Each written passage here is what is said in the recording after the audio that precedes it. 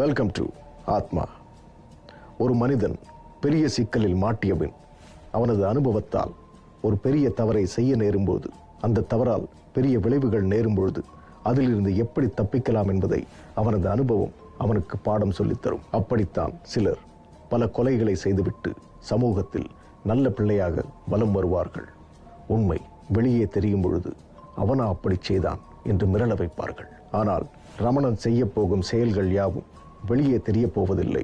அதற்கான சாட்சியங்களையும் அந்த செயல்கள் உருவாக்கவில்லை. இனி நடக்கப் போவது என்னவாக இருக்கும்? வாருங்கள் பார்க்கலாம்.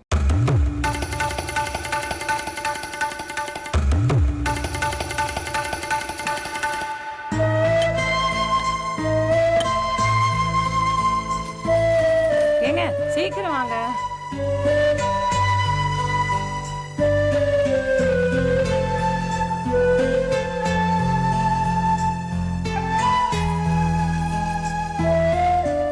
தம்பி, டிஃபன் எடுத்து டேபிள்ல வச்சிருக்கேன்.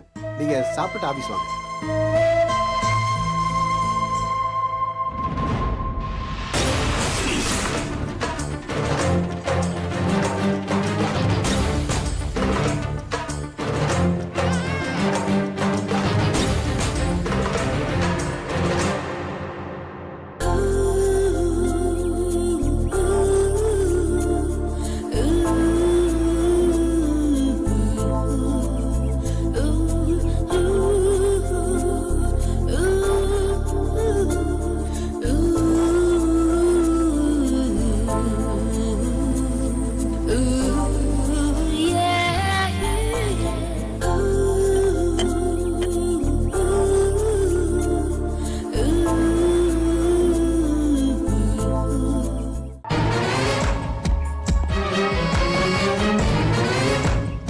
சார். எஸ் ராஜு. வீட்டில் அந்த பெரியவங்க எல்லாம் வெளில போயிட்டாங்க சார். அவர் மட்டும்தான் உள்ள இருக்காரு. வீட்டுக்குள்ள என்ன நடக்குதுன்னு கண்காணிக்கவும் முடியல சார். வெளியில என்ன நடக்குதுன்னு நல்லா தெரியுது சார். நமக்கு வீட்டுக்குள்ள என்ன நடக்குதுன்னு தெரியும்னா நம்ம தான் சார் பிளான் பண்ணணும். ஓகே.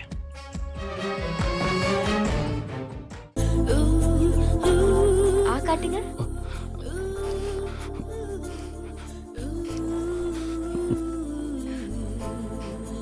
அம்மா, உன்னை கொன்னவங்களை ஒருத்தனை நேத்து நான் கொன்னுட்டேன். இன்னும் ஒருத்தன் மட்டும்தான் இருக்கான். அவன் எங்க இருக்கான்னு நம்ம கஜா ஃபாலோ பண்ணிட்டு இருக்கான். அவன் கிட்ட இருந்து தகவல் வந்தோன்னு அவனையும் கொன்றுவேன்.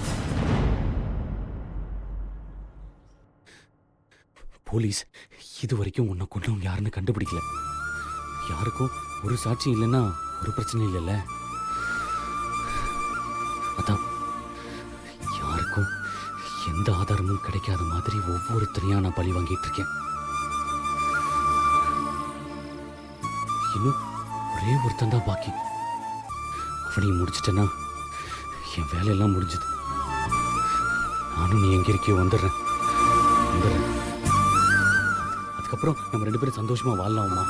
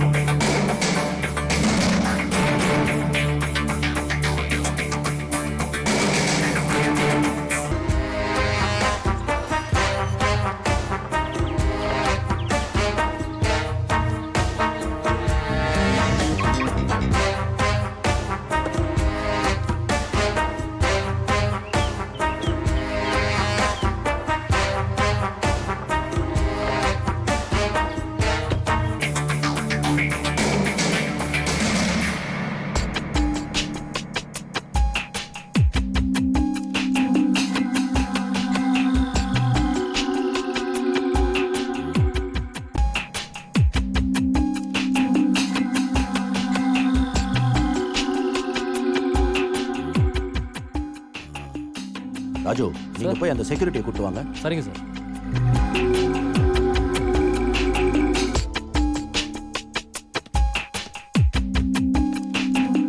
Peter sir.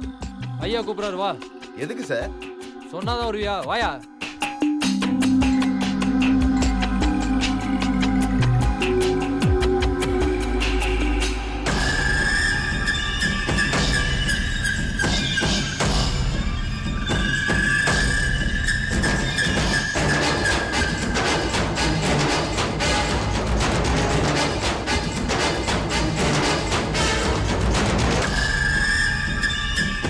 Peter sir, Ramanan யார்கிட்ட டாட்டா காமிச்சிட்டு போறாரு?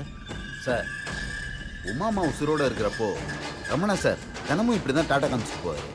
உமாமா சாகல, உயிரோட தான் இருக்காங்கன்னு நினச்சி வாழ்ந்துட்டு இருக்காரு சார். நல்லா கலகலப்பாக இருந்தவர் அந்த அம்மா செத்ததுக்கு அப்புறம் சிரிச்சும் பார்க்கல, பேசியும் பார்க்கல. ஓஹோ. ராஜு, சார். அந்த சிசிடிவி ஃபுட்டேஜை கொஞ்சம் ரிவைண்ட் பண்ணுங்க. Okay sir.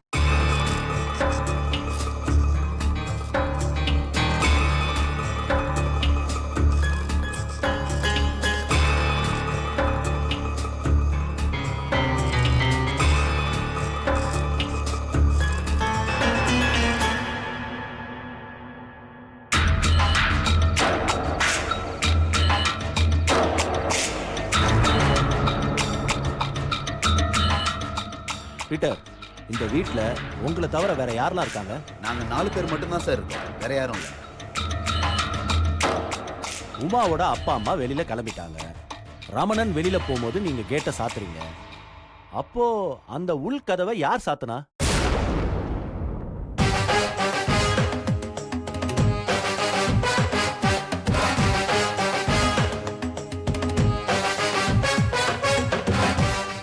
சொல்லுங்க பீட்டர், உங்களை தான் கேக்குறேன். சார், அது காத்துல சாத்திருக்கேன் சார்.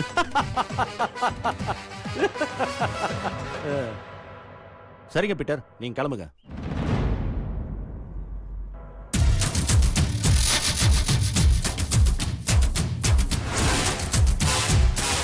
ஆனா இந்த பொணத்துக்குள்ள யார் போயிருப்பாங்கன்னு எங்களால கண்டுபிடிக்க முடியாது சார். வேணும்னா ஒண்ணு பண்ணுங்க, மந்திரவாதி, பேய் ஓட்டுறவங்க இப்படி யாரையா பார்த்து விசாரணை பண்ணுங்க.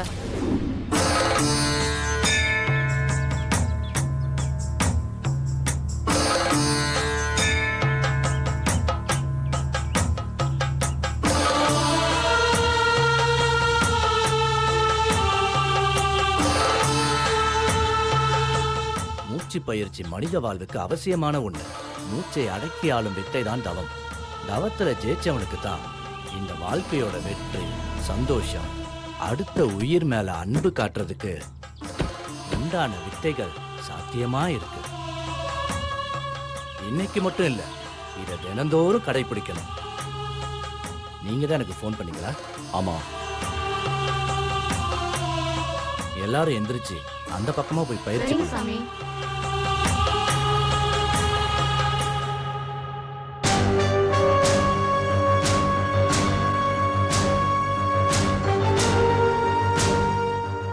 சாமி, ஒரு கேஸ் விஷயமா தகவல் தேவைப்படுது. செத்து மார்ச்சர்ல இருந்த பணம் எந்திரிச்சு போய் கொலை செஞ்சுக்கிட்டு இருக்கு. பேப்பர்ல படிச்சேன். இதெல்லாம் சாத்தியமா சாமி? இது வரைக்கும் நான் கேள்விப்படாத ஒண்ணு. ஆச்சரியமா தான் இருக்கு. உடம்புல இருக்கிற ஆத்மா 5 சக்கரங்களால இயக்கப்பட்டு இருக்கு. பஞ்சபூதங்கள் சொன்ன விஷயத்தை கேள்விப்பட்டிருக்கீங்களா? நீர், நிலம், காற்று, நெருப்பு, ஆகாயம். இந்த 5ம் நம்ம உடம்புல சக்கரங்களா வடிவமைக்கப்பட்டிருக்கு. அதை முறையா இயக்கிறதுக்கு பயிற்சி தேவை. ஞானிகளும் ரிஷிகளும் தவம் இருந்து இந்த சக்கரங்களை இயக்கி பிரபஞ்சத்தோட ஐக்கியமாயிருக்காங்க. நினைச்ச மாதிரி என்ன வேணும், யாரை பார்க்கணும், இருந்த இடத்துல இருந்தே வெளிநாட்டுல இருக்கிற ஒருத்தரோட பேச முடியுங்கிறத இங்க இருந்த எத்தனையோ மகான்கள் ப்ரூவ் பண்ணிருக்காங்க. ஆனா ஒரு உடம்புல இருந்து ஆத்மா வெளியே போய் இன்னொரு உடம்புல ஏறி அந்த உடம்பை இயக்க முடியுமாங்கிறது யோசனை பண்ணா அது சாத்தியம் இல்லைன்னு தான் நான் சொல்லுவேன். ஏன்னா இந்த உடம்பு தசை, ரத்தம், எலும்புகளால பின்னப்பட்டிருக்கு. செத்து போன தசைய மறுபடியும் உருவாக்கணும்னா சாத்தியமா? ஏன்னா பழி வாங்கின 2 பிணங்களும் பல மாதங்கள் ஃப்ரீசர்ல இருந்த பாடிங்க. சரியா? ஆமா சாமி. ம்.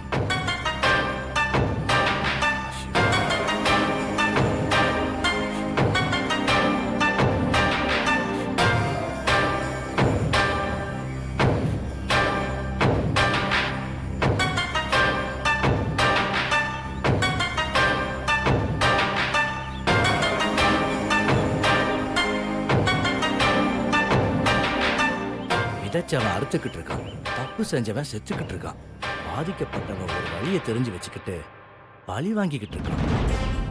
புரியுற மாதிரி சொல்லணும்னா அமானுஷ்யம்னு சொல்லுவாங்களே, அதோட சம்பந்தப்பட்ட விஷயம் மனுஷ விதிகளுக்கு அப்பாற்பட்ட விஷயம். கூடு விட்டு கூடு பாயிறது. பெரிய பெரிய சித்தர்கள் கத்து வச்சிருந்த வித்தை வைராகியமா கத்துக்கிறவங்களுக்கு தான் இந்த வித்தை சாத்தியமாகும். நிலத்துல எண்ணெய் இருக்கிற வரைக்கும் தீபம் பிரகாசமா எரிஞ்சு அணையிற மாதிரி அவன் கோபம் தணிஞ்ச உடனே அவன் காவு வாங்கிறது நின்னு போயிடும்னு நான் நினைக்கிறேன். சரிங்க சாமி. ஓம் நம சிவாய. சார் ஒரு நிமிஷம், சாமி கிட்ட ஆசீர்வாதம் வாங்கிட்டு வந்துடுறேன். எதுக்கியா? எனக்கு ப்ரமோஷன் கிடைக்கும்ல? அப்போ என்ன நீ நம்பலல்ல? இல்ல சார், உங்களையும் நம்புறேன். ஆனாலும் இங்க பாரு, என்னை நம்புனா உனக்கு ப்ரமோஷன் கிடைக்கும். சாமியை நம்புனா நீ அவர் கூடயே தான் போய் உட்காரணும். எப்படி வசதி? சார் நீங்க தான் எனக்கு சாமி. வாங்க சார், டியூட்டி பாப்போம். ஓ, ஆ, வேலையை பார்த்தியா?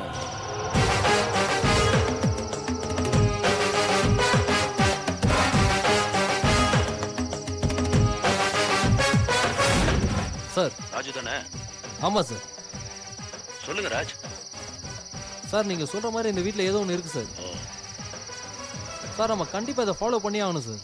நீங்க இப்ப அங்கதானே இருக்கீங்க ராஜ்? ஆமாம் சார். விடாம வாட்ச் பண்ணுங்க. Okay sir.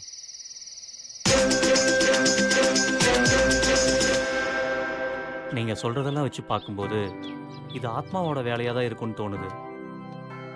அமானுஷ்யம் செய்யும்போது ஆவிக்குண்டான சமாதானங்கள்ல பைபிள்ல வாசகமா சொல்லியிருக்கு. ஆவிகள் தேவனுடைய பாதங்கள்ல சமாதானம் அடைஞ்சிருக்கு. அதுக்கப்புறம் தேவர்களுக்குள்ள ஐக்கியமாகிற ஆத்மாக்குள்ள நல்ல நோக்கத்தோட தன்னோட சந்ததிகளை ஆசீர்வதித்துக் கொண்டு தேவனுடைய லோகத்தில் ஜீவித்துக் கொண்டிருக்கும். இதுதான் காலங்காலமா பைபிள்ல சொல்ற வார்த்தைகளா இருக்கு. கர்த்தரோட வாசகமாவும் இருக்கு. மனிதர்களுடைய நம்பிக்கையும் அதுதான். இதுக்கு மேல ஆவிகள் பழிவாங்கிற எண்ணம் எல்லாம் கேட்கறதுக்கு ஒன்றும் புதுசு இல்லை. நிறைய கதைகள் மூலமா மக்களும் புரிஞ்சு வச்சிருக்காங்க. செத்துப்போன பிணங்கள் எல்லாம் எழுந்து வந்து பழிவாங்கிறது ஆங்கில படத்துல தான் பார்த்துருப்போம். அதுதான் அங்க கற்பனையான்னு யோசிக்க வைக்குது. கற்பனையா யோசிச்சு ரசிக்க வச்ச ஒரு செயல். கடவுளோட ஆசீர்வாதத்தால இரத்த காட்டேரிகள் அடக்கப்பட்டன. அடக்கப்பட்ட இரத்த காட்டேரிகள் எழுந்து வந்து நிஜமா மாறிடுச்சு. அதுதான் என்னால நம்பவே முடியல. ஃபாதர், இதுக்குண்டான சரியான தீர்வு உங்ககிட்ட கிடைக்கும்னு தான் உங்களை தேடி வந்தேன் நான். மனிதர் உணர்ற சக்திக்கு அப்பாற்பட்டு வேற எதுவுமே இல்லை. மனிதருக்குள்ள இருக்கிற ஜீவித்திருக்கிற ஆவி மனமுருக நினைச்சா நடக்கிற மாதிரி மனித வாழ்க்கைக்கு அப்பாற்பட்டு மனிதனை யோசிக்க வைக்குது. இப்ப நீங்க இன்வெஸ்டிகேஷன் பண்ணிட்டு இருக்கிற விஷயமும் மனிதனுக்கு அப்பாற்பட்ட விஷயமா தான் நடக்குது. அது யார் மூலியமா நடக்குதுன்னு வழியை கண்டுபிடிங்க. அதை கவனிச்சா கண்டிப்பா விடை கிடைக்கும். ஃபாதர், உங்க தகவலுக்கு ரொம்ப நன்றி. God bless you. Thank you father.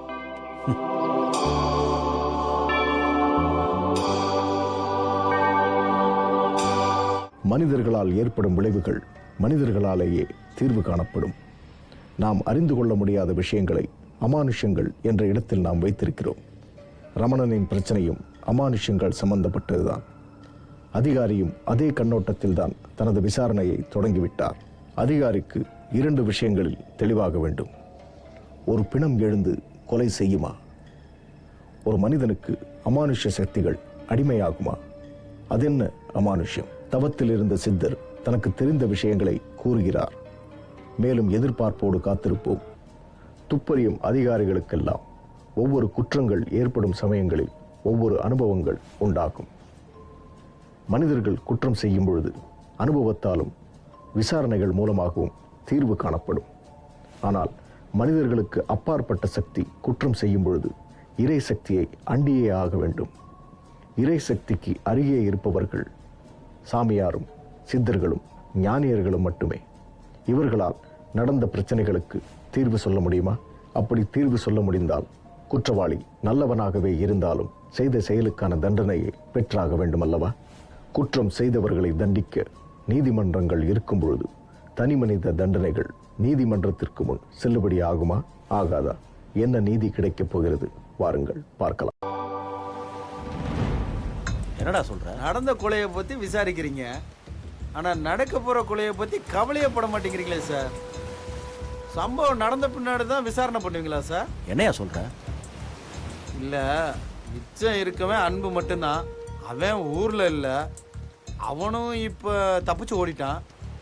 எங்க இருக்கான்னு கண்டுபிடிங்க சார். இப்படியே விசாரணை சாமியார் சர்ச்சுன்னு 2 நாள் ஆயிடுச்சு சார். ஓடி போனவனை கண்டுபிடிங்க. அவன் தான் சார் ஐ வீக்னஸ். எல்லாம் அவனுக்கு தான் சார் தெரியும். அவனை பிடிச்சா பண்ணவன் யாருன்னு கண்டுபிடிச்சிடலாம். டேய், கொலை பண்றதெல்லாம் போனண்டா. அதான் அமானுஷ்யம்னு சொல்லிட்டீங்களே. வெளியில உடம்பு போனோம், உள்ள இருக்கிற ஆவி அதையாவது கண்டுபிடிக்கலாம்ல. சாக போறவன் இந்த நிமிஷம் வரைக்கும் உயிரோட இருக்கான். அவனை கஸ்டடிக்கு கொண்டு வந்தா எதிரி யாருன்னு தெரிஞ்சிடும். தடயங்களால தான் பெரிய குற்றங்கள்லாம் முடிவுக்கு வந்திருக்கு. துப்பு கிடைக்காத எந்த குற்றங்களும் முடிவுக்கு வர்றதில்ல. இது என் அனுபவம் சார். சிட்டிசன், நீ மொட்டை படிச்சிருந்தா ஒருவேளை எங்க டிபார்ட்மெண்ட்ல சேர்ந்திருந்தேன்னு வெய்யே, இந்நேரம் பெரிய போஸ்டிங்ல இருந்திருப்ப. நீ இப்ப கூட பெரிய போஸ்ட்ல தான் சார் இருக்கேன். சார், வேற ஒரு கேஸ்க்காக ஒதுங்கி இருக்கேன் சார். 7 வருஷமா இங்க ஒரு அக்யூஸ்ட் வருவான், அவனை பிடிச்சிடலான்னு காத்துட்டு இருக்கேன் சார். அதனால தான் இந்த 4 அக்யூஸ்டுகளோடையும் நான் பழகணும். என்னோட ID proof sir. Very good mister citizen. Thank you sir. Sir, எனக்கும் குடும்பம் பிள்ளை குட்டிகன்னு இருக்கு சார். ஒரு மாசத்துக்கு ஒரு தடவை வீட்டு பக்கம் ஒதுங்குவேன். குளியல், வீட்டு சாப்பாடு எல்லாமே அப்பதான். இவங்க 4 பேரும் எப்ப தனியா போறாங்களோ அப்பெல்லாம் பெரிய கிரைம் ஒன்று பண்ணிட்டு வந்திருப்பாங்கன்னு தோணும் சார். நான் டிபார்ட்மெண்ட்டுக்கு குழு கொடுப்பேன். சோம்பேறிங்க வெட்டி கேஸ் போட்டு 4 நாள் விசாரிச்சுட்டு வெளியில விட்டுருவாங்க. இல்லாட்டி பணம் கொடுத்து தப்பிச்சிருவாங்க சார். நீங்களே பாக்குறீங்கல்ல, அசிங்கமா இருக்கு சார். கொசுக்கடி, குடிகார வேஷம். இன்னும் நான் தேடி வந்தவன் எனக்கு சிக்கல சார். ஒரு நாளைக்கு இந்த ஸ்லம்ல இருந்து சென்ட்ரல் வரைக்கும் 20 தடவை போயிட்டு வந்துகிட்டு இருக்கேன் சார். ரமணனும் உமாவும் அவுட்டிங் போன நேரமும் இடமும் அவனுக்கு தெரிஞ்சிருக்கு சார். ஃபாலோ பண்ணிட்டு போயிருக்காங்க. கஜா ரமண ஆளு. அவங்க போறதுக்கு முன்னாடியே அவனை போட்டுட்டு தான் போனாங்க. ஏற்கனவே மதிக்க மாட்டேன்னு அந்த பொண்ணு மேல ரொம்ப கோவமா இருக்காங்க. ஆம்பளைன்னு ப்ரூவ் பண்றதுக்கு ஒரே ஆயுதம் அதானே, அதான் யூஸ் பண்ணி பார்த்துருப்பாங்க. அவன் சூசைட் பண்ணிட்டா. சார், இது என் அனுமானம் சார். உண்மை தெரியணும்னா தப்பிச்சு ஒளிஞ்சிருக்கிற அன்பை பிடிங்க சார். அப்பதான் சார் உண்மை தெரியும். Good job mister citizen. By the way, உங்களுடைய நிஜ பேர் என்னன்னு தெரிஞ்சுக்கலாமா? சுபாஷ் சந்திர போஸ். அடே அப்பா, உங்களுடைய தகவல் இந்த கேஸை கண்டுபிடிக்கிறதுக்கு ரொம்ப ஹெல்ப்ஃபுல்லா இருக்கும். கண்டிப்பா இந்த கேஸ்ல குற்றவாளி யாருன்னு கண்டுபிடிச்சு உண்மை என்னன்னு வெளியில கொண்டு வரதான் என்னுடைய லட்சியம். Okay sir. Thank you sir. சாட்சியங்கள், தடயங்கள் எந்த வடிவில் இருந்தாலும் குற்றச் செயல்கள் நடந்த இடம், நடந்த விதம், நடந்ததற்கான காரணம் தெரிந்துவிட்டால் அந்த குற்றவாளியை கிட்டத்தட்ட கண்டுபிடித்ததாக கணிக்கப்பட்டுவிடும். அருகில் இருப்பவர்களின் அனுமானங்கள் சில சமயங்களில் இப்படியும் இருக்கலாமோ என்று எண்ணச் செய்யும். உலகிலேயே கண்டுபிடிக்க முடியாத குற்றங்களை செய்தவர்கள் எல்லாம் குற்றங்களை கண்டுபிடிக்கும் அதிகாரிகளை விட 1% மேலாக சிந்திப்பவர்கள்தான். கண்டுபிடிப்பவர்களை விட குற்றவாளிகள் அறிவாளியாக இருந்துவிட்டால் அவர்களை கண்டுபிடிப்பது மிகவும் கடினம். விசாரிக்க துணை புரிந்தவனை நெருங்க நெருங்க அவனும் அதிகாரி யுவராஜை போல் குற்றவாளியை கண்டுபிடிக்க வந்தவன்தான் என்ற உண்மை தெரிய வந்தது. சிட்டிசன் குடிகார தோற்றத்தில் குடிபோதைக்கு அடிமையான ஒரு அதிகாரி. சிட்டிசனின் வாக்குமூலம், உமாவின் மரணத்திற்கான காரணம், நடந்த பல விஷயங்கள் எல்லாம் அவனின் அனுமானம்தான். குற்றத்தில் ஈடுபட்டவர்களின் வாக்குமூலம் கிடைக்கும் வரை எல்லாமே அனுமானம்தான். வாருங்கள் பார்க்கலாம்.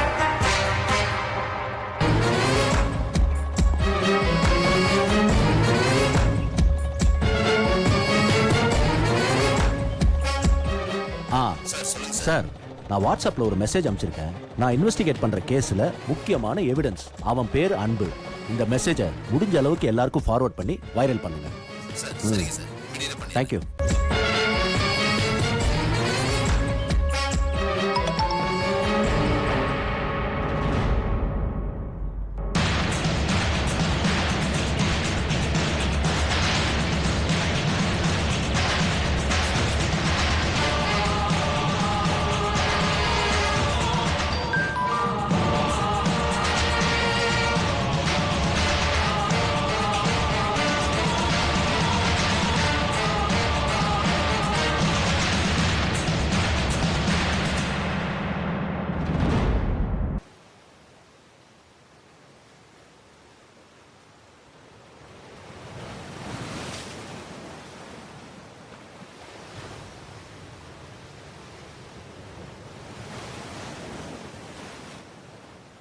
சார் பீட்ரு. வணக்கம் சார். பீட்டர் சார், தப்பா நினச்சிக்காதீங்க. ரமணன் சார் என்ன பண்றாரு நாங்கள் கொஞ்சம் க்ளோஸாக வாட்ச் பண்ணோம். அதுக்கு உங்களுடைய ஒத்துழைப்பு தேவைப்படுது. எங்க ஓனர் சார் அவரை பத்தி என்கிட்ட கேக்குறீங்க? பீட்டர் சார், இந்த கேஸுக்காக தான் நாங்கள் ராப்பகலா அலைஞ்சிட்டு இருக்கோம். நான் சொல்றதை மட்டும் செய்யுங்க. என்ன சார் நடந்த எல்லா கொலைக்கும் எங்க முதலாளி காரணம் சொல்லுவீங்க போல? வீட்டை சுத்தி கேமரா வச்சிருக்கீங்கல்ல, நீங்களே வாட்ச் பண்ணுங்க சார். ஓ, நீ மிலிட்டரிக்காரன்றதுனால தான் உங்ககிட்ட மரியாதை நிக்க வச்சு பேசிட்டு இருக்க. புரிஞ்சுக்கோ. வீட்டை சுத்தி கேமரா வைக்கிறதால உன்னையும் உன் வீட்டு பங்களாவையும் வேவு பார்க்கறதால எனக்கு என்ன கிடைக்க போகுது? நீ வேணா ஒண்ணு செய். பெட்ரூம்ல இருக்காருன்னா அங்க ஒரு கேமரா ஃபிக்ஸ் பண்றதுக்கு வழியை பண்ணு. சார் தெரியாம பேசாதீங்க சார். அவர் சிசிடிவி கேமரால பாப்பாரு சார். நீங்க ஏன் உள்ள வந்தீங்க, எதுக்கு உள்ள வந்தீங்கன்னு என்ன கேட்பாரு சார். சொல்லுங்க ராஜ், இப்ப அங்க என்ன நடக்குது? சார் பங்களால யாரும் இல்ல சார். ரமணன் உள்ள தான் இருக்காரு. ஓ, கேட்ல வேற யாரும் இல்ல சார். பெட்ரூம்ல கேமரா வைக்கலாம்னா வாட்ச்மேன் ஒத்துக்க மாட்டான் சார். வீட்டு காவக்காரங்கிட்ட கேமரா ஃபிக்ஸ் பண்ண கேட்டியா? அவனுக்கு தெரியாம உன்னால கேமரா ஃபிக்ஸ் பண்ண முடியாது. வைக்க முடியும் சார். ஓகே, அத முதல்ல செய்யுங்க. சரி. ம் ம்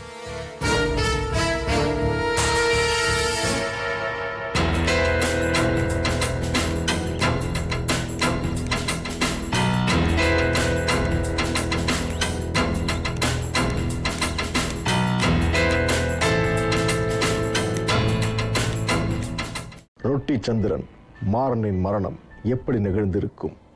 அதற்கு இருவர் மட்டுமே சாட்சி. ஒருவர் ரமணன், மற்றொரு நபர் 3 ரவுடிகளில் ஒருவர் அன்பு. ரமணன் அதிகாரிகளின் கண்காணிப்பில் இருக்கிறார். ஆனால் அன்பு தலைமறைவாக இருக்கிறான். தெரியவில்லை. முன்பெல்லாம் தலைமறைவாக இருப்பவர்களை தேடுவது குதிரை கொம்பாக இருக்கும். முக்கிய அறிவிப்பால் இன்று அன்பு மக்களிடம் வைரலாகிவிட்டான். இன்னும் சில நாட்களில், சில நொடிகளில், சில மணித்துளிகளில் சிக்கிவிடுவான். அதிகாரிகளின் முயற்சிக்கான பலனும் ரொட்டி மாறனின் கொலைக்கான காரணமும் தெரிந்துவிடும். இது அதிகாரிகளின் கணிப்பு. பார்க்கலாம் எதிர்பார்ப்போடு நாமும் நாளை வரை. இது ஆத்மா.